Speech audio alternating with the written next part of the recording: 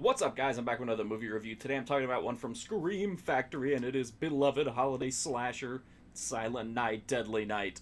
So this is about a little boy who witnesses his mom and dad brutally murdered and breasts exposed by a guy dressed up as Santa Claus. So he's got some serious, issues when it comes to the holidays. On top of that, he's put into an orphanage where he's under the thumb of these kind of sadistic nuns. So he's got a lot of problems, a lot of trauma, but he grows up and he's trying to kind of put everything behind him and cope with the real world. And he gets a job at a department store. Everything seems to be going pretty well. He's got a girlfriend. He's making friends. He's having fun. He's making money. He's being young and drinking Pepsi. And anyway, eventually the Christmas season rolls around. And of course, department stores, it's a big deal. So there's decorations everywhere, and it puts him on edge. And then to top everything else off, he's asked to dress up as Santa Claus, and he does it. But immediately you can tell it's having like a serious issue, like a serious effect, on his mental health. The kid's sitting on his lap. He's like talking shit to him. And pretty soon he just completely loses it and, interrupts a rape in progress. Violence is unleashed, and he just completely goes off the deep end. This movie, I'm sure it's going to be an unpopular opinion, but I think that Silent Night, Deadly Night is an okay horror movie. I don't think it does anything particularly bad. It's certainly watchable, but for me, it definitely doesn't deserve this reputation as, some kind of, great, inventive, sleazy horror movie. I know that there's a quote on the back of here which is absolutely ridiculous. Steve Barton from Dread Central calls it uber sleazy. The dude should never be allowed to be put on a case again with that kind of like ridiculous hyperbole. This movie has a couple very brief topless scenes, and then it has one extended topless scene with Lana Quigley. There is no sleaze in this movie. The sex scenes are very tame. The nudity is very limited. I don't know what this guy considers sleaze, but there's hardly any of it in this movie.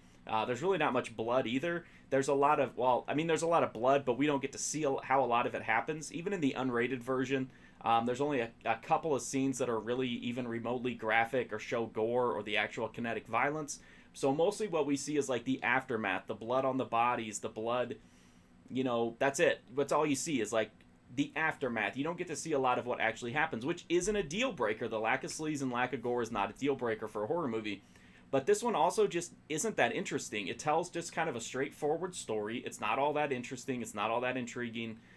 It doesn't have a lot of camp. It doesn't have a lot of memorable lines. It does have some funny lines for sure, but just not that many.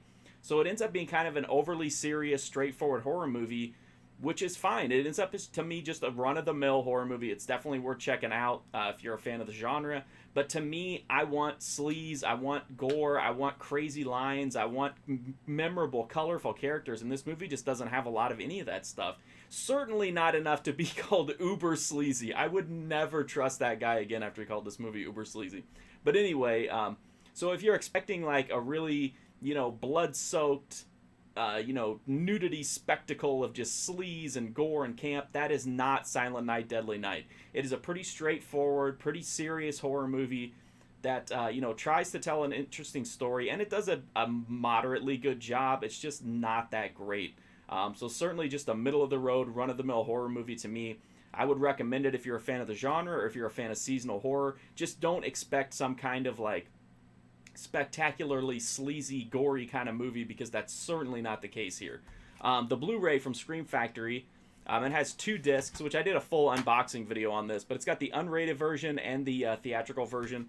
They've both been given a new HD transfer, but from a 4K scan, but the unrated version has the unrated elements put back in through SD inserts. Now, honestly, I know a lot of people are going to complain about this. It's not that big of a deal.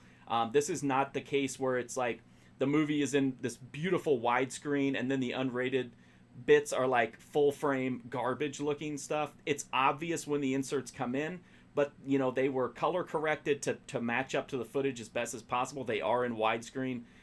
So it's definitely the best of an unfortunate situation. There's a disclaimer before the movie starts. It says that that unrated footage on film was lost, and that they did the best job they could to find the best materials. And again, I know people are going to complain about this, but I don't think you should, because they did a great job, and all it's going to do is discourage companies from doing this in the future. And if this is the best version we can get, then we should take it. Like, it looks really good. Yeah, you can tell when the inserts are put in there, but other than that, like, it looks good. It looks certainly better than the other Blu-ray release. It's also got a ton of new extras. It's got a new audio commentary track. It's got a new behind-the-scenes documentary. It's also got a bunch of archival stuff like audio commentary, audio interviews, trailers, TV spots, stuff like that. So it's a loaded disc. I'm really grateful that they released this movie with such a nice treatment.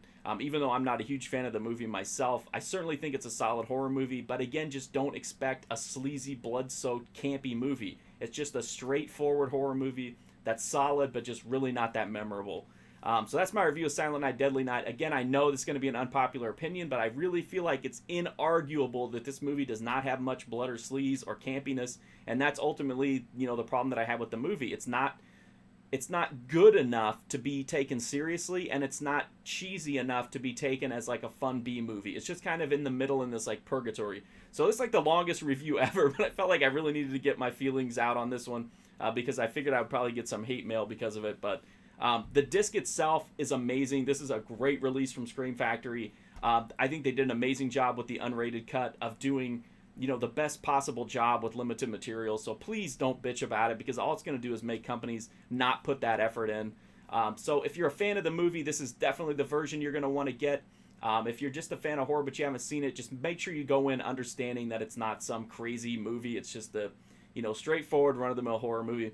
Thank you for watching this video. Sorry it went so incredibly long. I do apologize for that. Be sure to check out my website, markfusion.com, for a full write-up of this and hundreds of other movies. I'm also on Twitch, Twitter, and Instagram. Best thing you can do for me is just to hit that sub button. It will definitely help me out to continue to make content. Thank you so much for watching this video. Hopefully I'll see you soon.